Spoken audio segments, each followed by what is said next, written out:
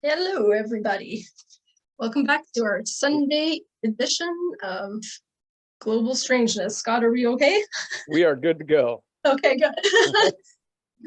So we are Global Strangeness. We are a group of three strangers who were brought together by our love of everything that makes you go, or straight up scares the shit out of you, however you want to look at it. But and our love for Donald Trump. Yeah. Just putting it out there, right? Just... Where's the button? Vaccinate button. Trump 2024. Yeah. So tonight we are talking about one of my favorites, actually. I'm so excited about this. We're talking about witches. So who doesn't love a good witch story? And it's so interesting because some of it's actually scary, seems like it's ritualistic, and then some of them you gotta sympathize with the poor women that are, getting thrown in the fray, being labeled witches, which probably weren't. So there's like a whole bunch of stuff that's scary about it. The fact that your neighbor could just decide they didn't like you and mention you're a witch and get you executed, that's pretty scary in itself. So anyways, I guess we probably should start with, what is a witch, which obviously practices witchcraft, which is basically the use of magic or supernatural powers. And the term was originated in medieval and early modern Europe, and it usually was talking about women. It could be men though, but generally talking about older women.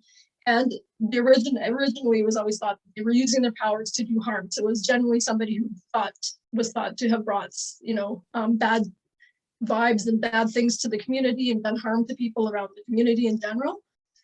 And then that kind of eased up, and it's kind of included some healers and some other practices. And to today's modern witchcraft, a lot of people will identify themselves as witches, but they're just, they're generally doing kind of healing and spiritual practices. It's really evolved what people actually think of witchcraft. I thought it was interesting though, in some of my research, there is still active witch hunts, it says, in Asia and Africa. They still believe in witches as a negative connotation thing, where they will actually try and bring them to, find them. So when I was doing my research, I decided to sort of dig in, and I picked three different ladies that sort of have vastly different stories, all fascinating though. So the first one I want to talk about, her name is Catherine Voisin, or Voisin is how she's known. And so she lived in France in the middle of 1600s. And she's very, interesting lady. So she started out, she grew up in poverty and kind of a harsh lifestyle. And I think she picked up some trades, back then, when if you're very poor, you might do some fortune telling and do a few tricks here and there to make some money. And she kind of grew up that way. She got married when she was 20, but the guy was basically a bum. He was broke. And so she started doing more and more of her, in elite circles with harmless things. She was doing face reading, which is reading the lines on your wrinkles or whatever. And she was a herbalist for mild aches, and she did midwifery, and she did abortions, which was kind of all the rage back then because the Catholic Church was so strict about stuff. So it was pretty common. And that's kind of, she just, kept doing that. And she was doing that in pretty elite circles. And so she established herself quite well in there. And then she grew her practice. It's kind of, grew into where she was doing a little more nefarious things. So it kind of got into more black magic and some of the nastier kind of stuff. And she was in the high circles. Her clientele was, the elite, the rich, the aristocracy. So, so one of the things that she ended up doing is, so she's kind of known. So, sorry, my writing is like atrocious here. So anyways, what she was doing was she was in these circles, and she started doing all these abortions, and she grew into the black masses, like I was saying. And so she had quite powerful friends, and she would do these masses. She would have hire some priests who either were her lovers.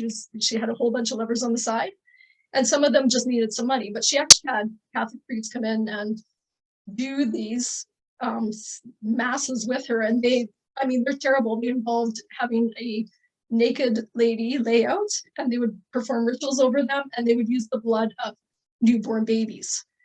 Like Catholic priests? Well, it just said priest, but it was Okay. it was Catholic, right? It was like that was the predominant church, so I would assume it was priests of some sort, obviously terrible priests. And they would do these things, and the reason that she was able to get babies, I thought this was crazy, because she actually ran a home for unwed mothers, because again, she was like quite high in the, in society, like she was rubbing shoulders with some, very elite people. So she was accepted all over. And so she used some of her money to start this home for unwed mothers. And she wouldn't charge the poor unwed mothers. So they would come in, some would need abortions, some would have their babies, and she would just take them and, probably say she was going to adopt them out, but really she would just have all these kids that she could do all these sacrifices with. And then she would charge double to the rich women who came to her. She would charge them heftily to run this little side hustle to get all the babies for all these practices. She sounds smart. She's very smart. She ran, it was a really big, successful business. And then it was pretty crazy times. A lot of hedonism back then. So then there was another witch who was Madame Brinviller, and she was accused of poisoning. And so another thing they would all be into is poisoning. They would do a lot of potions or poisons.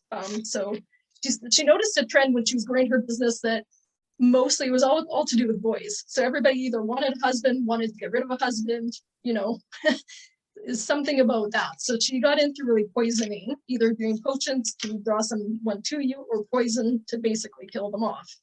So she racked up some murders and some. True feminist. True feminist. So this other lady, who was one of her rivals, she got caught for being a witch, and she fingered another lady who actually was trained by Catherine. And so this other lady she had trained, her name was Marie Bossy, and she had learned under Catherine, but she grew to be a real competitor. But she wasn't as well known with the rich people, but she was much better at poisoning. I guess she had that down to an art. She was very good at it. But anyways, as soon as she got caught, she fingered Catherine right away as another witch, because she was, throwing her under the bus too. She was going down, they're all going down. And so when the cops came and they got her, they would normally, torture them or execute them or, treat them really badly. But the police chief, they knew that Catherine, she liked to drink. She was a drinker. She liked to have a lot of sex. She was kind of a whatever kind of lady. So they basically kept her drunk. They kept her drinking and drinking the whole time she was in prison, getting her to tell tales of who her clients were. So she was all drunk and just singing like a bird, ratting everyone out. What year was this? It was in 1676. Okay. Or no, not 1676. Not 1676. In the 1670s though. Oh. So anyways, and one of her most famous clients was Lady Montespan, who was King Louis XIV's mistress. And it came out that she's in high court, like she's doing magic with very high people. And so anyways, this mistress had actually got a potion to get the king's attention drawn to her in the first place. And then I guess it worked because he was infatuated with her and she's a long-standing mistress. But then, of course, being a king, he started checking out someone else. And so this mistress got really ticked off and she hired her again to do a black mass and poison. And so, that's poison towards the king. And it was kind of unclear whether she was going to poison King Louis or if she was poisoning his new love interest, but the new love interest died right away. So as soon as Louis heard that, he freaked out and he started having, you've probably heard in history books and stuff, like there'd be pesters that would taste all his food for him, and everybody got really fearful of witches, and basically they started bringing in all these witches, and there was a lot of fear and stuff around it.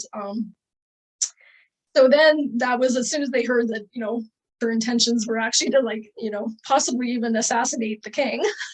She's going down. So she was obviously convicted of witchcraft and for execution. And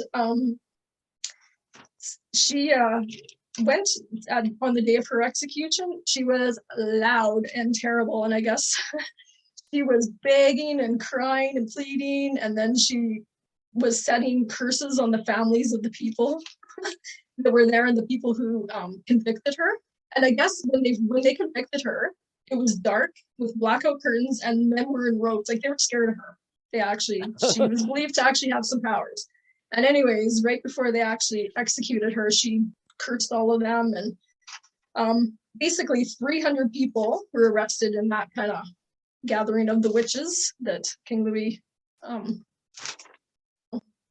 told them to go get them all, and 36 of them, including her, were executed out of those 300.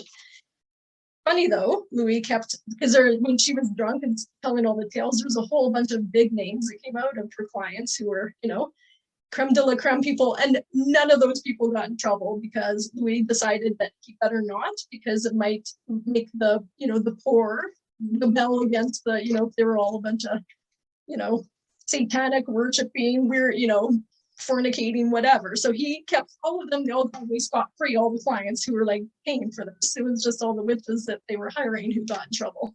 So she was basically like the Ghislaine Maxwell of her time. That's it. Like, she's, yes, she really is a bad person, and she really is kind of masterminding and running a super successful business with all these highfalutin bad people. And we never got to see the Black Book. So, and you never get to see isn't that's funny? It's like history right again, right? You never get to see the Black Book. It repeats itself, right? Exactly. I was just gonna say that it repeats itself always. Oh yeah, it's completely crazy. So, and then so that's it for her. And then the next lady, a lovely lady that I chose to talk about, it's a little bit different story. So this lady was from in the 1600s again, so 1676, and her name is Malin Matdotter. And she was a poor widow of a man who was executed for sodomy. Like, it was harsh times, and her husband, somebody accused him of that, and he was executed. So she was part of something called the Great Noise. Did you guys stumble across that term at all? I didn't. I was looking solely in newspapers. Yeah. Jeremy, because what word did you say? The Great Noise. No, I don't think that's in the stuff I got at all. Okay, well, cool. So this was one of those big, massive witch hunts that happened, and this was in Sweden in 1676. And they called it the Great Noise because it was like it was a great big thing, like a big witch hunt again. So anyways, she was reported for witchcraft by her own family, by her own daughters. So this poor widow, whatever, she's already had hard times, and her daughters, they were, fairly religious and staunch, whatever. And they accused her of kidnapping their children, so her own grandchildren, and taking them to do like satanic, rituals on Sundays, like services or whatever. But there was not really any proof other than the daughters were saying this. And when they came to question her, she couldn't recite a lot of prayers, and she didn't know a lot about religion. And so, bam, must be a witch. That was it. That was all it took. And yeah, so anyways, back then, so in Sweden, they were kind of a lot more sympathetic. They didn't, when they executed witches, they would generally decapitate them and then burn them. So when they were saying burning at the stake, it meant more often than not, like, they would always decapitate them and then burn the bodies or whatever. How nice of them. Yeah, well, but the thing is, they would torture people into confessing. So they would, that's how it always went. And I guess they must have tortured fairly well, because everyone always ended up confessing. Yeah. And she didn't. She was like, I am not a witch. I didn't do this. She just wouldn't. They couldn't crack her. And they kind of were feeling a little bit like, what should we do with her? Because, should we kind of be more lenient? Like, they had never had anyone who didn't end up confessing. And the church was like, no, we have to make an example. No, absolutely not. This has to be like, she's going to be, burn. So they were saying like, because she didn't confess, she had to be burned alive and not decapitated first. So then their idea of being kind of lenient and making it a little better for her was to give her some gunpowder to hold so that she'd burn faster. Wow. So anyways, yeah, real, very thoughtful. And so the day of her execution, she was calm and quiet. They handed her her gunpowder and she smiled as she took it from the executioner. And she crawled up there willingly, let them, like she was just polite, whatever. She was lovely. And, they were still kind of trying to yell at her, and she didn't cry, she didn't plead, she didn't do anything. And at one point, one of her daughters yelled from the crowd, and she's like, confess your sins, And she cursed that daughter. She's like, I didn't do this, I don't know how she cursed her, but not like a spell, but like, F you, didn't do this. Yeah. Didn't and then so they set her on fire, and she stood there with her little bag of gunpowder and burned faster, and she didn't scream or cry or flail around as she was burning. And so a lot of people were like, okay, well, that's a witch, because they think that witches don't feel pain. So they're like, yeah, absolutely, that was a witch for sure. However, right after that, they do say that when you're burned alive, that like once it burns off your nerves, like you don't feel it at all anyway. So usually the painful parts are only the first couple minutes, and then after that you're pretty much numb anyway. Right. Yeah. I don't know, man. I had a friend who burned to death in a car accident, and there was another car behind him, and the kids that were in that car said it was like horrible, man. They were like screaming, couldn't get out of the car. Like, I think this lady probably was a witch. Or was in shock. I mean, sometimes, it's too when people go into shock or whatever. But anyways, right after that, there's like, so this was a big witch hunt, and people were, again, everybody's got the neighbor and whoever, and, so many, all these young people are saying this person, that person's, a witch, and it's getting out of hand. And so the judges started being like, some of these stories are getting a little crazy. I don't know. So finally, they were actually in court, and one of the accusers like cracked and confessed that, no, I'm making this all up. And then a whole bunch of the other accusers started confessing that they're just lying. And these people are all, being killed and decapitated and whatever for no reason at all, because they're all lying. And so 3 of the accusers got executed. And so they started like punishing the people who were bringing forth the witches. And one of those people was her own daughter, confessed, and she got executed because she was actually just lying. None of it happened. So, yeah. So you think she was a witch, though? Well, out of all of them, right? She didn't go up and start cursing everybody. She just took it like a friggin' trooper, and she knew she was doing something. Well, she I wasn't mean, done. That's kind of the same thing that Joan of Arc did when they burned her. She just kept shouting out her message and not like really like screaming or anything. I mean, she just was strong to the end. Yeah, I guess. Could say more about her character, I guess. I'd be a big ass pain in the ass, peeing my pants. And well, I guess at the same time as her, there was another lady who was actually being executed at the same time. She got she got her head cut off first and then burned. And her name was Anna Simsdottir, and she was bawling and confessing and saying she's so sorry and whatever. Like, she was making a big fuss. And then, Malin came out and she's just like, I didn't do this, and whatever happens, happens, but I will not say I did, because I didn't. And she just stuck with it. So I just found it interesting that her daughter ended up getting, executed. And it was like, who would do that to their mom? Lie about that? Like, that's crazy. Sybil would have, right? Anybody see that movie? Oh, yeah. And I'm pretty sure Carrie would have too, but yeah. But I mean, she had her own X-Men powers. By the way, that part's a clip. Getting a lot of traction on Twitch. So, Nice. and then my third lady, it's a whole different story. So I went from like pretty freaking horrible, witch or not, a horrible serial killer, to somebody who probably died and wasn't even a witch, to somebody who was, practiced witchcraft voodoo, but was beloved. I mean, really was quite loved. So this lady, I showed this lady's picture before on your last one, so this will be the lady that's going up on the screen. oh, okay. You can go.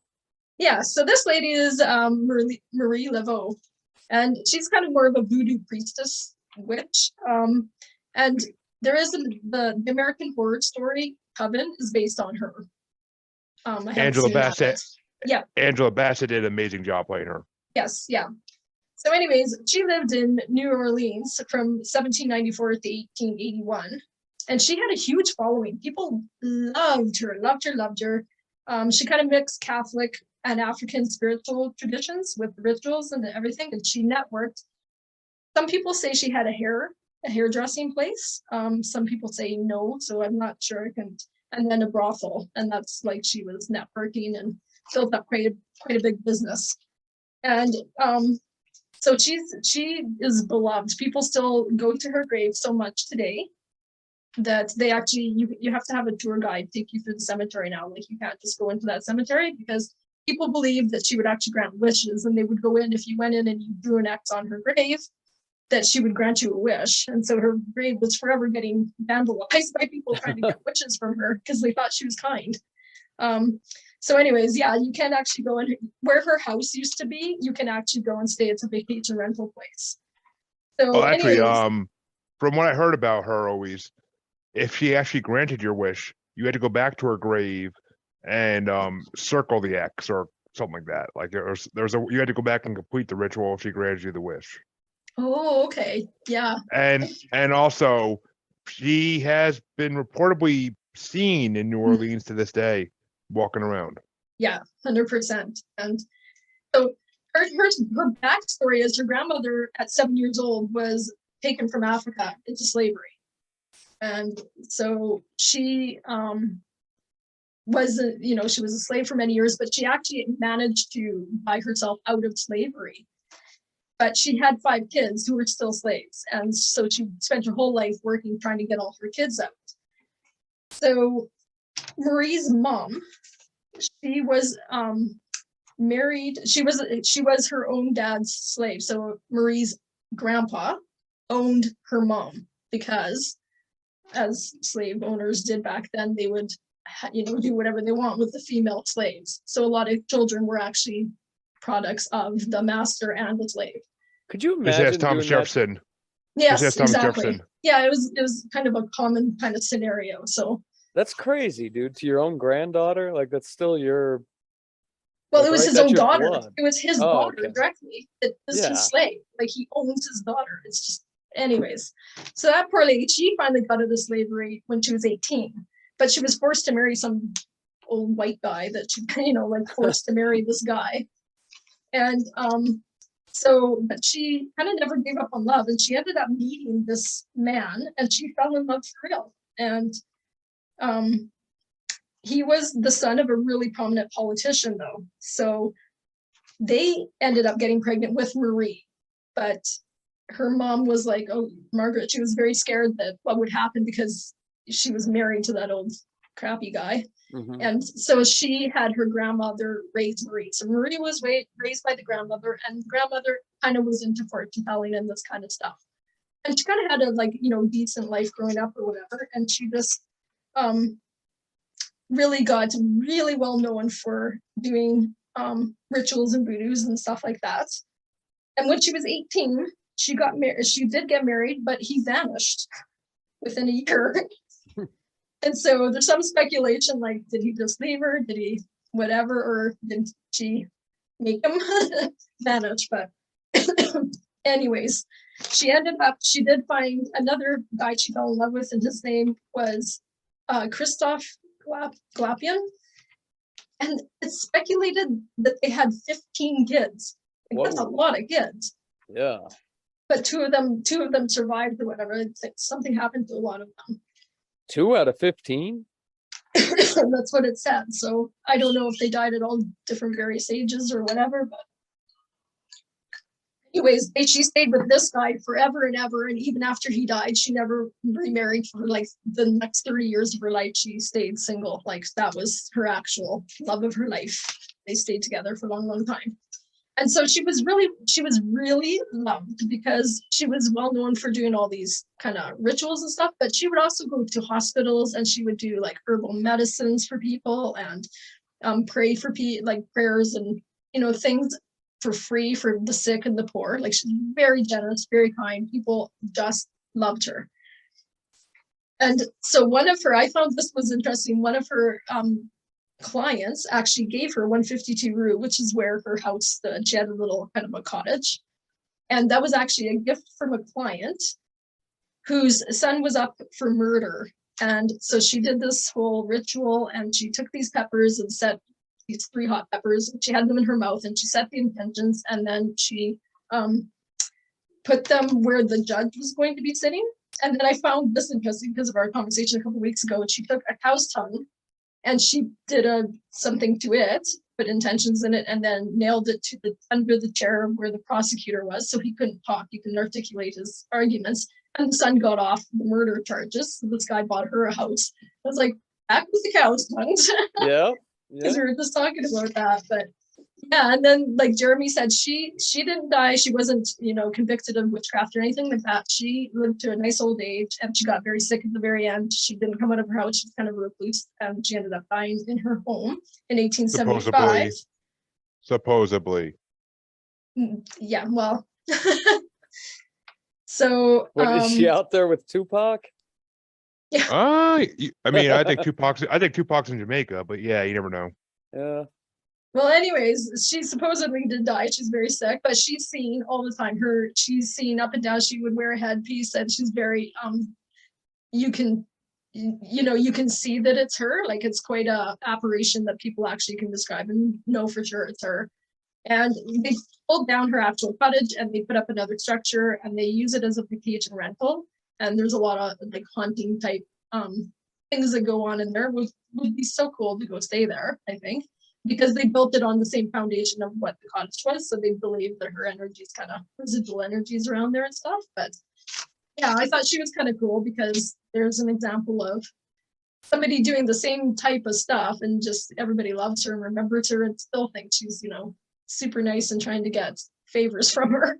What year? What year was she again? She was, well, in 1875 is when she died. So early 1800s. Yeah. Yeah, that's cool. Yeah, and definitely if you want to see a awesome version of her, watch American Horror Story. Oof. You guys have both seen that? Oh, I've seen every season of that except the newest one. Yeah, my wife watches it. Yeah, I haven't seen every, but yeah, it's good. I like it. Coven was one of the best seasons, and then she came back, I think, in what's that newer season? Apocalypse. She came back in Apocalypse too. No, I'll have to check it out. Yeah, I mean, Coven was definitely the best season. Oh my god, it was such a good season. So yeah, that's all I got. So Scott, it's on to you. Who do you have on the? I got my Samuel Adams Jack-o'-lantern beer for tonight.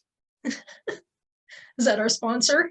I wish, if they're right. in the mood, right? Not yet, but they could be. They could be. Shout out. Get hold of us. Okay, so I found one. I was cruising the Library of Congress. First one I found was a story about Reverend Sadie Darling. So this lady was 53 years old when she was awaiting her trial in Newark, New Jersey in 1916. So this is one of the newer ones I could actually find that was, you know, actually thought to have been a witch or whatever. But she was a pretty normal person at the time. She had a husband. He was a furniture maker. She had her 2 kids at the age of 16. So the kids were out of the house by that time. And every Wednesday and Friday, she would lead her fellowship group. The one different thing about Sadie is she was a witch. So the Sunday Telegram of May 14th, 1916 ran a story titled, "What is a Witch?" In the article, they interviewed Newark Police Chief of the time, Michael Long. When Long was asked why was Sadie arrested, he replied that they only arrested her after they noticed so many people coming to them about their wives changing at this fellowship. So one husband actually said that Sadie had made his wife a raving maniac. But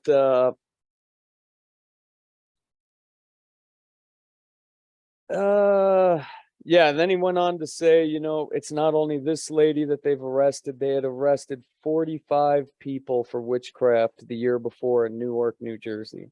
So this was still going on in 1916. He also stated that the police department started their own like special squad. It was called the Squad of Wizards because the only way to catch a witch was with a squad of wizards. And then I looked into another article, and this lady was kind of sympathizing with Sadie. The lady who wrote the article was Nixola Greeley Smith. And when she went to interview Sadie, she found out that she was actually an ordained minister of the Spiritualist Church, and she only helps the women that she sees, right? So Smith's story goes on to say that Sadie isn't considered a witch, she's considered a psychometrist, which I looked that up. That just says a psychologist that evaluates patients. So essentially a psychologist that doesn't treat anybody, she just evaluates you, sends you on your way. So a good person. And is she the one that Beatles wrote the song Sexy Sadie about? Just wondering. I don't think so. Here, let me get that picture up. That's The a good one- segue right there. Where she started to lose everybody is when she said she could talk to spirits, and she'd talked to spirits her entire life. So this is the news article where this is the first news article. And then the second news article, this is where that lady, this is the lady that interviewed her. That's a lady. Yeah, come on, give her a break. 100 years Yeah, ago. It doesn't even look like a human, for God's sake. So if anyone in the group is in need of getting answers, this is what she went on to say. If anyone in her group, she would have a fellowship of like around 30 people a night that would meet Wednesdays and Fridays. All they would have to do is bring an object from the person that they wanted to talk to. And apparently Sadie would be able to communicate with them, right? So Sadie went on to tell the lady, this lady that's interviewing her, that she had been talking to spirits even when she was a young girl out milking her cows and churning butter in Lackawanna City, Pennsylvania. But she had always pretty much been able to talk with the spirits. Which nowadays, I've interviewed about 10 of those That's a people on my medium. show. That's- Yeah, psychic. Yeah, no, I get it. But That's- also, in 1916, wasn't spiritualism a big thing back then that too? was a huge thing. Yeah. Like Lincoln did it, and his wife did it back in the 1800s, for God's sake, and they're still like worried about it at that point. Like, that's ridiculous. Well, depending on where you're at, right? Like they still think the Lincoln ghost train travels around, but yeah, Lincoln's wife was super into it. They just Mhm. only way to cope, right? Oh, Lincoln sat in on a bunch of them too. He would sit in on them and like join. It's Yeah. proven. Well, I mean, he lost his son, right? And at that time, science was Yeah. progressing, the whole Christian faith and everything kind of had a little less meaning. But Sadie went on to say that she doesn't do it for money. Okay, so she only came to help the women that she was reading these spirits for. Her husband was a furniture maker. They made great money, whatever. But back to the other article, Police Chief Long said that they're not going after these people because they believe they hold supernatural powers or communicate with evil. They go after any fortune tellers, witches, wizards that prey upon superstitious, vulnerable people that do believe these people communicate with their dead loved ones. So, Wait, didn't the police call themselves wizards? yeah, no, they did it as a joke. That was kind of the, Oh, I'm like, funny. They were basically trying to stop like fraudsters and hucksters from trying to make everyone disbelieve. Yeah. making money out of these people. She was an actual ordained priest in whatever spiritualism church she was in. I just thought it was cool because it was like 1916. But I looked everywhere. I could not find. She was only going to spend 3 months in prison. That was her overall jail sentence if she lost, and she had a $50 bail. So It's a far cry from being burned at the stake. So yeah, it's made progress. yeah, made a lot of progress in 1916. Okay, and the next one I got is the Witch of Pungo. So let me bring this one up here real quick. Yeah, I'm curious about this one because I never even heard of that. So it's not the first. It happened like 13 years after the Salem witch trials. And this is a statue that's dedicated to this lady. Oh, I was I gonna say, is that love that. Walgreens? Is that a Walgreens in the back? It looks like a Walgreens in the back. But that's off of Independence Boulevard in the town of Virginia Beach. So this story dates back to the wedding of John Sherwood and Grace White. The Sherwoods, they would go on to have 3 children, and John Sherwood inherited 144 acres of land from his father, but they were still a super poor family. So all their other neighbors owned slaves at the time. Like I said, this is before America's even a country. This is 16 something. I'll get that date to you soon. But that meant that Grace Sherwood had to do a lot of the work around the house. And she was said to have been a very tall, beautiful woman. And she's not wearing the costumes that they used to wear in the 1600s, right? So she's going out there in a t-shirt and pants like the men. So all of her neighbors were like super jealous of this lady who's going out, even though they got the slaves and they get to stay inside all day and not do any work. All their husbands are gawking at this lady. So eventually her neighbor Elizabeth Hill started going into hard times. She had a miscarriage. Her vegetables weren't doing good. She was getting funguses, and then her animals started to die. So Elizabeth would be the first one to accuse Grace of casting a spell on her bull, killing it. And she lost the case in court. And then Grace, I mean, this was going on and on for years and years. Elizabeth would sue her, or accuse her of witchcraft, and then Grace would sue her for slander, and she always lost, and her husband had to pay all those bills. And then eventually Grace's husband died, and as more animals and crops were dying, she was accused of sneaking into Elizabeth's house and hagging her. Do you guys know what that is? It's basically I know haggling, but well, she would put Elizabeth to sleep in a trance, like a sleep apnea type or sleep paralysis type of thing. And then she would sit on top of her chest. That's what she was being accused of. And then she was even accused of horse theft, where when she was caught, she escaped through a keyhole and took the form of a cat, right? So this stuff went on. She was in, I think it was like 15 legal cases back and forth. And eventually in 1706, the court wanted to test to see if Grace was actually a witch.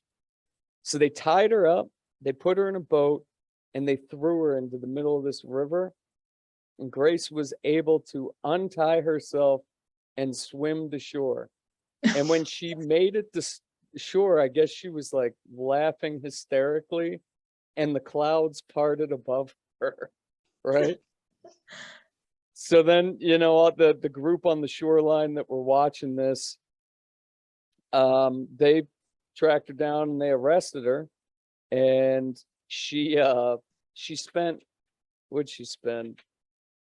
She only spent 8 years in prison, and then I guess people forgot why the hell she was in there, and she was let go. She got her land back that they had stolen. She had inherited all the land from her husband. And the last story ever told of Grace comes from her son. And when she was 80 years old, she was sitting in front of her mantle, her fireplace mantle, and she died the following morning. And then when his son went to check on her, there were hoof prints dipped in ash around Grace where the devil took her soul back. So basically, she's a Houdini who likes to do Cleveland steamers on other women. Okay. Yeah. Yeah, no, it's I got suckered into that one because I heard it was the first witch trial ever. It was not. Salem did happen like 13 years before. But do you guys watch any movies with witches? I mean, Like you besides like the watch, Hocus Pocus, the witches, like Halloween Town, like those ones, yeah. I told you before that. Did you ever watch Witch? Like that movie is so good. I haven't watched that yet. Yeah, I love that Mm. one with the ghost. Oh, that's a good one. Uh, I really like it. I mean, it I mean, got I've great seen a lot. reviews. I've seen a lot of movies with witches, but I mean, there's a lot of them out there. I mean, half the Disney catalog has witches in it.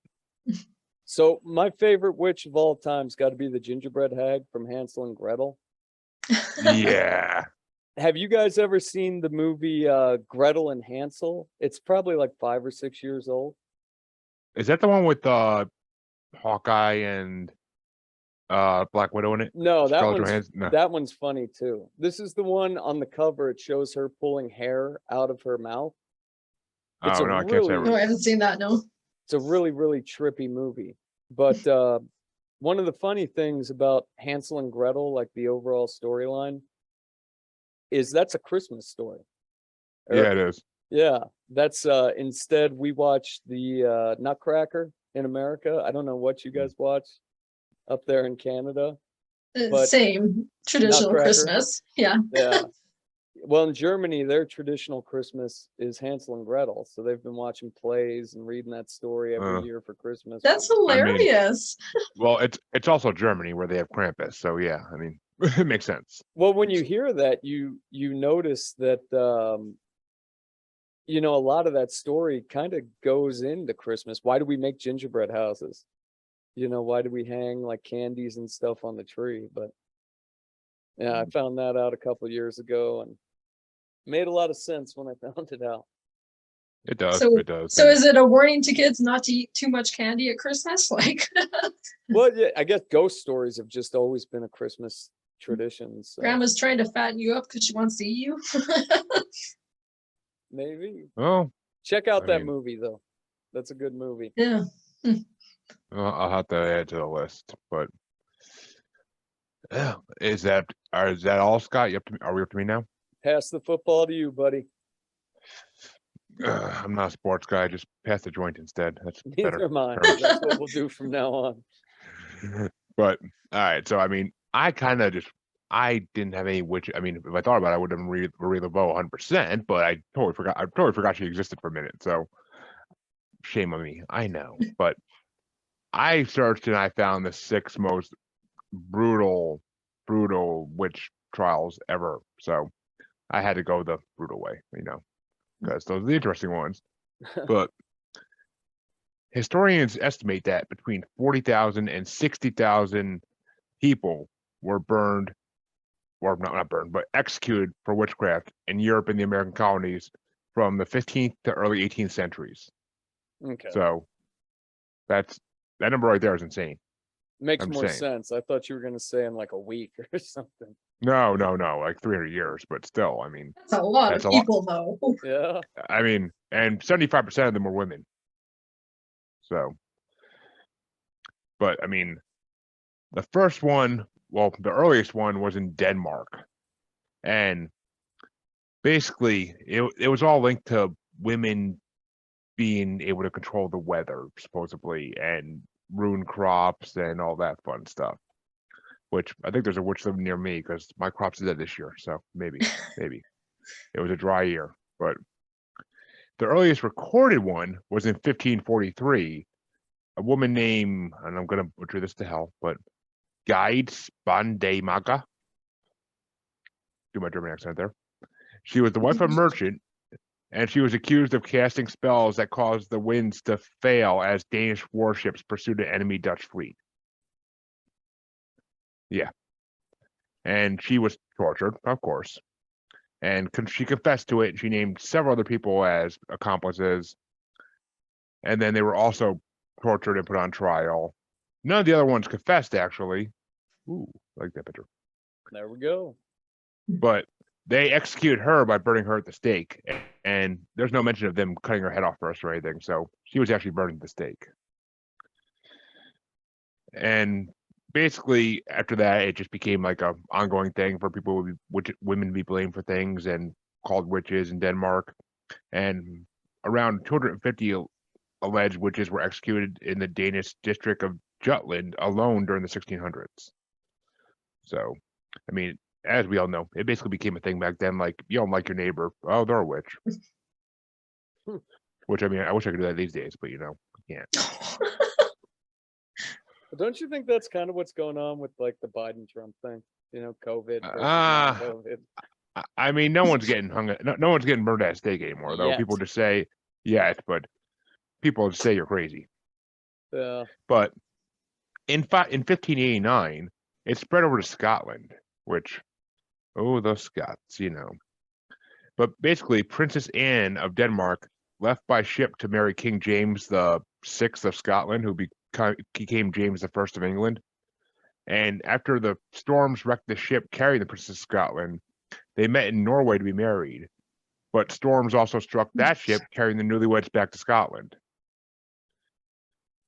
When the Danish Minister of Finance was accused of under-equipping the ships for the storms, he then accused a group of women in Copenhagen of casting spells to raise the bad weather.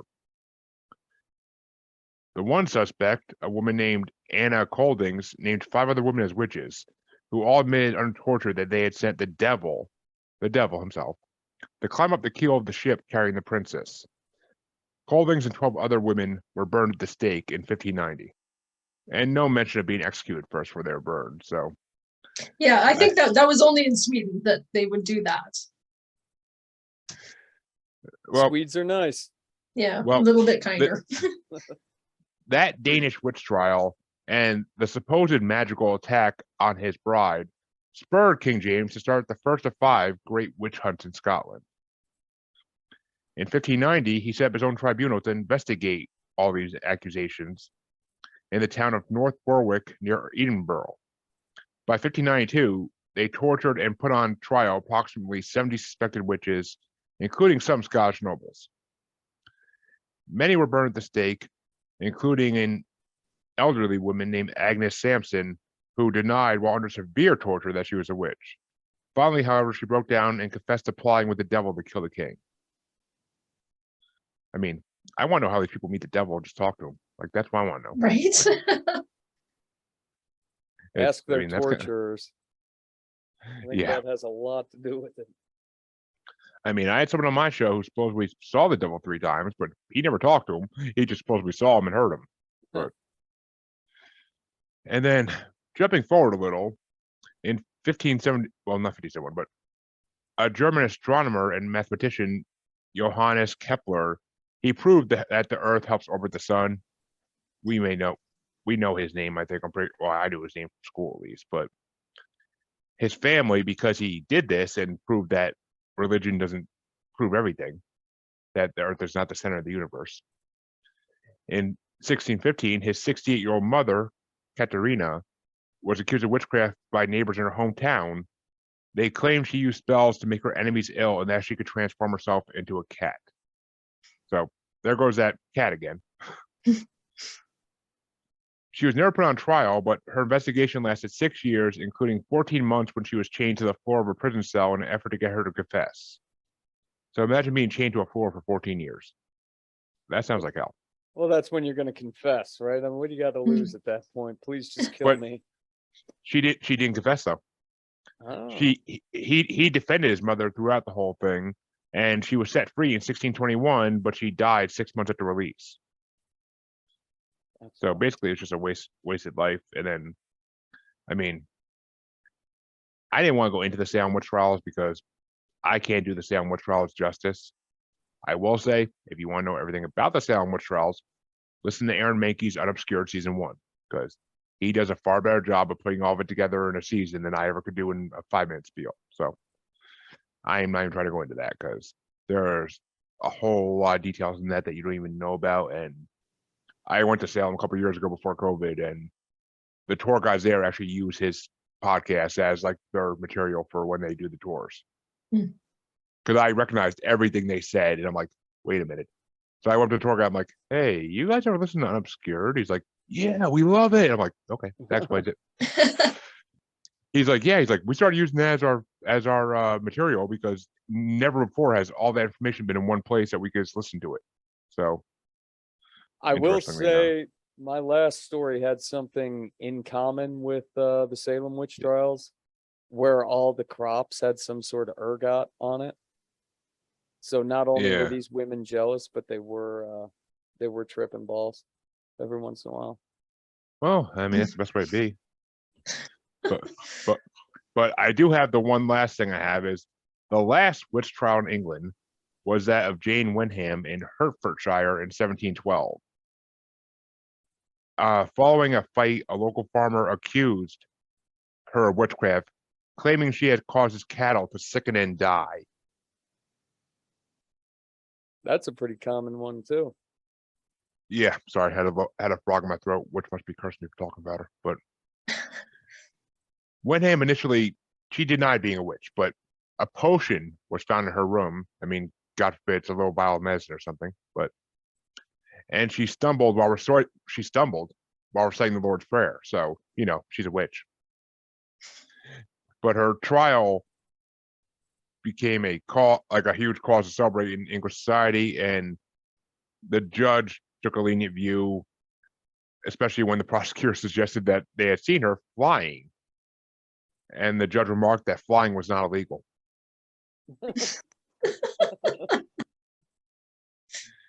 Eventually, she was found guilty, but the judge set aside her conviction and said no death penalty. She died a free woman in 1730. And that was the last witch trial in England, or in Europe, actually. So 1712 was the last one there. So America, of course, did it later because America sucks. But I will say it's funny that none of us mentioned the fact that, I mean, I heard about this when I was a kid, but I haven't heard about it since. So I don't know if it got disproven. But the whole idea of to prove if a woman's a witch, you throw her in a river, and if she sinks, she's a witch. Well, that was how my last one was. They tied her up. They threw her in the water, Put it in the water. and she ended up like untying herself and swimming to shore. I always heard they didn't tie them up though, even though because supposedly back then women didn't really know how to swim because people just weren't going swimming back then like they do nowadays. I heard they used to tie him to rocks. Like, See if she can swim with a boulder. Yeah. I mean, unless she's Wonder Woman or Xena, that's not going to work. But yeah, I love how all these like tests of whether you're a witch or not, you have to die. to prove you're And innocent. if you don't die, then you're going to be executed because you must be a witch. What do you It's think happens like when they died though? It's like, we'll pray for her. Like, what do you do at that point, right? I guess she wasn't a witch. I think they just say, well, Satan has her soul now. She's home. She must have tricked us. Well, I feel like, I mean, it's same with public executions of any kind, like public hangings and stuff. I think it was basically entertainment, we didn't have movie theaters and stuff. So they're like, hey, she's a witch, and get a trial going and get some, they all got excited about it. When they killed the one queen during the revolution in Paris, I mean, people were taking parts of her body home for like awards. Like people were taking her body home, like just like to have a trinket. Like, can you imagine taking your kids out for, hey kids, it's Saturday, let's go down for a public, burning at the stake. No, I did the story on this show. I don't remember which one it was, but they were cutting this lady's skin up to bind books.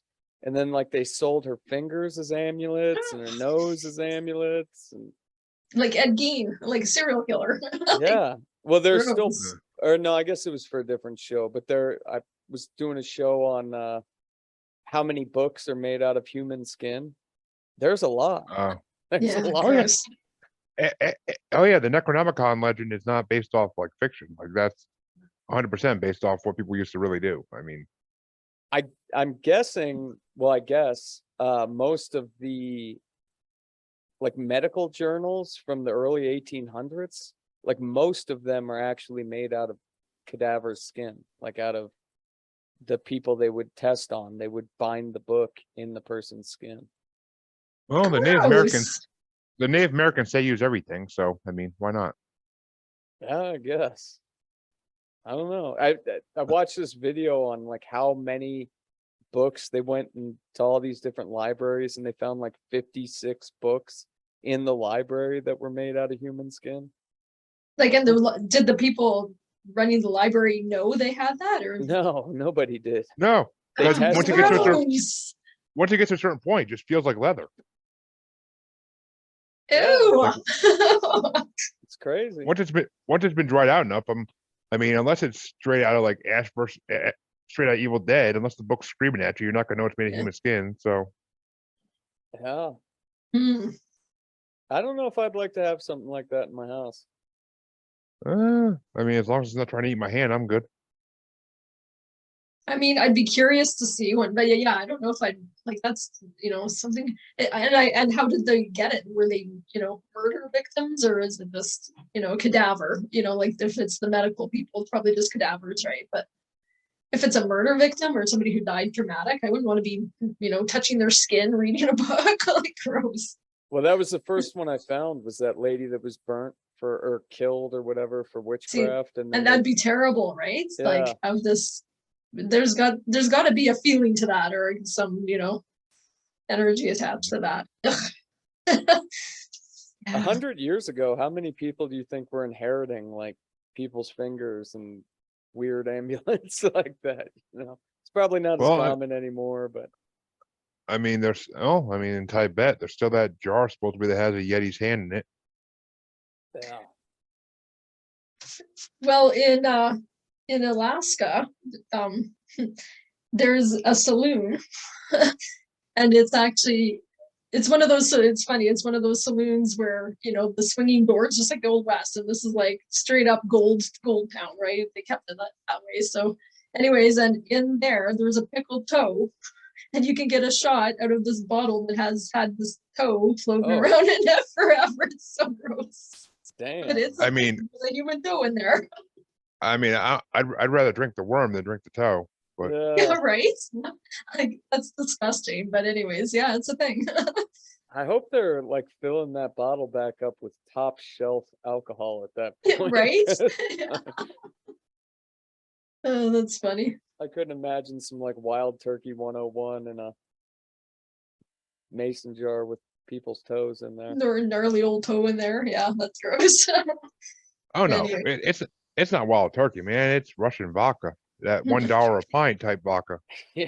I mean, it's in alcohol, so I guess it must be clean by now. It's been there for a long time, so it's probably fairly safe. Yeah. Safe as, I don't know. I wouldn't do it. No. But how many drinks did I have in me? And how much are my friends egging me on? I know. Like story. at the end of the night, what's a good idea at the beginning? Like, by the end of the night, it looks like a good idea. It's all okay. Yep. Yeah. So who picked Witch Trials again? Was that me. Debra's idea? So That was Scott. is it back down to Debra for the next episode, I believe? Good God, you guys. We did Skinwalkers last. And I believe that was episode. my idea. Okay. So I think it was my idea, right, Debra? Like you didn't say that. Yeah, you threw out a couple ideas. And I said, Look at her one of trying those to is good. weasel out of this with a couple ideas. Okay. We need a hard definition, one idea. I had thought, I had thought of something the other day, and I'm like, oh, that's really good. That's what I want to say next. And now I'm like totally lost it, but God, what was it? It was really good too. Well, what about vampires? We'll do some vampires. Let's do some vampires. Ooh, okay, yeah. I will let you know in chat because I already have an idea for which one I'm doing. Cool. Yeah, vampires goes back quite a while as well. I mean, we may as well work ourselves up to Halloween with all the Yeah, I have a with all I the have major a players. well, yeah, we'll be working our way there when it comes around to me after the next episode. So yeah, definitely. I have an idea for that one now. Werewolves No, we God, have no. to save till Christmas because that is actually a Christmas story as well. All right, well, one, I hate if you ever listen to my show, I hate the word werewolves. I do. It is dogmen, but Well, they are dogmen. maybe in America. Werewolves were lore based on dogmen sightings. I mean, now we're going back to Remus and Romulus, skinwalkers. It all ties together. I don't know what the difference is or if they're the same or whatever. So I'm out of this. Well, put it this way: dogmen can't be killed with a silver bullet, and dogmen don't just turn at full moons. Okay. They turn at will. Oh, And actually, Lon Strickler, paranormal investigator out of Pennsylvania, just released a map of his own today of all the dogmen sightings he's done in Pennsylvania. And woohoo, this one area of Pennsylvania, remind me never to go there. Oh my God. I haven't heard a lot about Dogman. I just started like seeing it in all these podcast episodes and YouTube stuff like yeah, 2 or me 3 too. years ago. I always knew about it kind of, but it's definitely been coming out more and more in the recent years. And I push this all the time on my show, but NorthAmericanDogmanProject.com. It's a group of people dedicated, and they have different people who do different regions of the United States. And I actually have one of them coming on my show in October. So That'd be cool. I've been trying to get them on. I've been trying to find one of them to get on for like since April. So So you sound pretty like you think that's the real, like they're real. I've heard the map on NorthAmericanDogmanProject.com of all the sightings, even if 80% of those sightings are false or made up, that's still a hell of a lot of Just sightings. a lot. Okay. Maybe I mean, go ahead. I've heard dragons are real now too. So dogmen seem more realistic to me than dragons. I don't know. Dragons have a long history though. I mean, you get into China all over the place. Well, apparently they're in Pennsylvania in abandoned gold mines. But A place where I grew up, there was supposed to be a dragon that flew. I mean, this was actually printed in the newspaper at one point in time that a dragon flew out of Lake Elizabeth and Oh my everyone could God, I see would him. love that. Did you keep the article? That's amazing. No, I didn't. I mean, this was printed way before I was born, but Oh, okay. you know, when you're in the town like that, all that local shit comes up. There were sharks in our bottomless pond and all sorts of weird shit. Huh. I love it when the newspapers, they have nothing like that's the news. I love that kind of stuff. Yeah. It's like, Well, that's and they pretty couldn't good. get fact checked, right? Like, are you going against the newspaper? Yeah. We're the ones with the information here, buddy. I mean, I would have easily said, like, has anybody scuba dived to the bottom of this bottomless pond to see if it's really bottomless? That is actually one of the stories. Yeah, there was a truck that drove off into the bottomless pond. It was off of Sierra Highway, which is a pretty big road for Southern California. And that was in the newspaper as well. A truck drove off in there and scuba divers went in after him and were never found again.